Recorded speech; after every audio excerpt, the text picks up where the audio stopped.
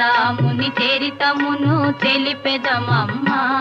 ఘనశీలవతి సీత కథ వినుడోయమ్మా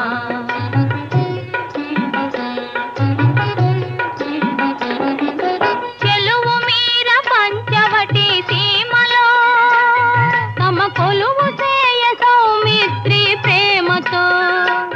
తన కొలువు తీరి రాఘవుడు భామతో శ్రీరాముని చరితమును తెలిపెదమమ్మా ఘనశీలవతి సీత కథ వినుడోయమ్మా